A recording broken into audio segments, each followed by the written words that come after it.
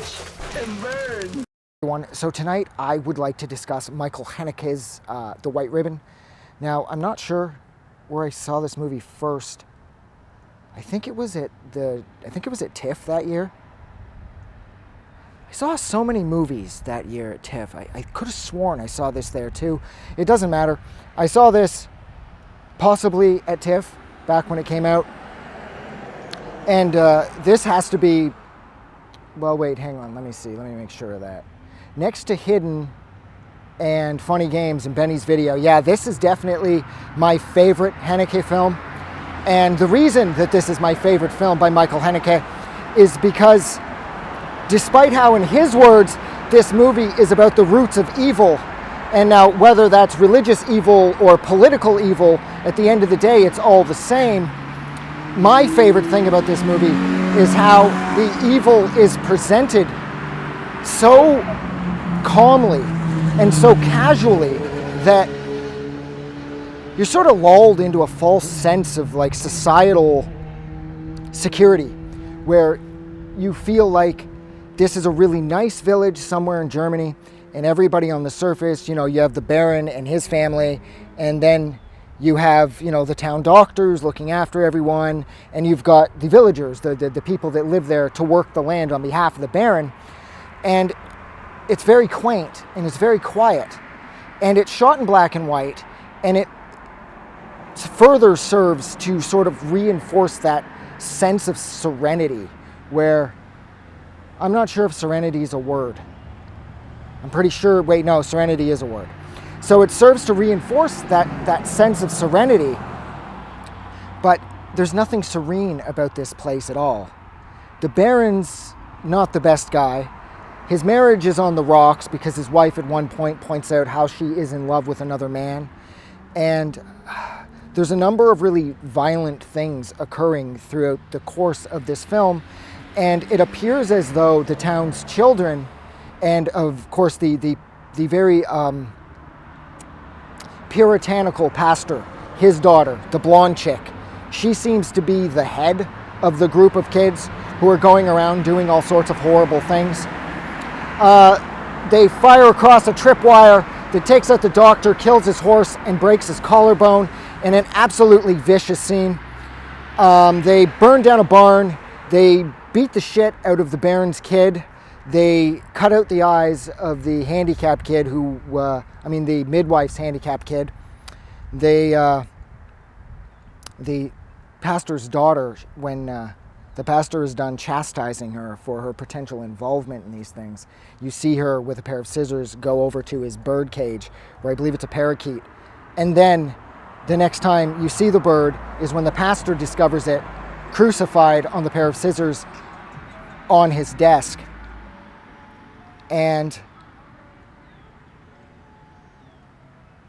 it's really hard to say who is technically responsible for this. Now, the narrator, the school teacher, who by the time he's narrating the film, it's many, many years later, and he is a tailor at this point. He, of course, suspects, and well, actually maybe a little more than suspects, he kind of knows that it's the kids in town, and how, I don't know, things just get consistently worse. The doctor who breaks his collarbone, who at first you're compelled to feel sorry for, he turns out to be a piece of shit who is verbally abusing the town's midwife, and it's like she's doubling as sort of a medical assistant. He is currently sleeping with her while verbally abusing her. All the while he is sexually abusing his teenage daughter. And then when at one point the midwife says she can't remember whose bike she wants to borrow, but she needs the bike so she can go over to the next town and get the police because her son has identified his attackers, the kids who cut out his eyes. And then she's never seen again. And her son, he's just gone too. And shortly after that, the doctor and his family are gone, and there's a note on the door saying that his practice is closed. So despite how this place kind of comes off at first like Little House on the Prairie, this is a really, really awful village where like a countless number, an endless number of bad things are happening to everybody who live here. At one point, one of the workers' wives is killed in an accident, and that motivates her son to go out and butcher, I believe, a bunch of the cabbage. He goes out with a sickle and he fires through it all and destroys the cabbage, which causes the baron, the landowner, to fire his father, and that ends with the father committing suicide. And so, well, I guess that's sort of a really classic example of actions having consequences, but that seems to sort of be the perfect setup for this entire film, is that it's just consistently snowballing from bad to worse. It never gets better. And at the very end, I do love the end, of course. I really believe Bellator took this end, the very slow fade to black, and he used it in The Turin Horse, which was coincidentally, I believe, his last movie, which I hope isn't true, because Bellator's work has been, it's like he keeps growing and he keeps like raising the bar so consistently that I hope The Turin Horse wasn't his last film. But at the end, when the father and daughter are essentially starving to death because all they have left to eat is potatoes, and the father says, "We have to eat," there's a very slow and foreboding gradual fade out to black. And that is kind of how this movie ends too. It has all of the villagers at church, and as the narrator, who, like I said, is now a tailor in his later years, he says how he was drafted because World War I was just beginning, and he was drafted into the army, and him and his wife-to-be Eva, who he met while working in the village, they left, and they never saw any of the villagers again. And there's this really brilliant, slow fade to black that Bellator had to be. He had to be influenced by that. But then again, maybe he wasn't. Maybe I just see the parallels there, and there really aren't any. This movie is incredible. I love the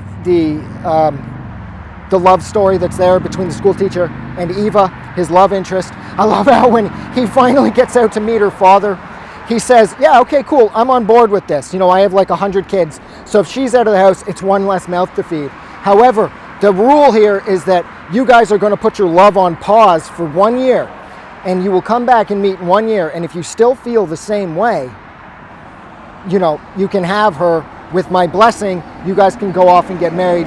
And it looks like, because it was the time, they're going to have 20 kids of their own.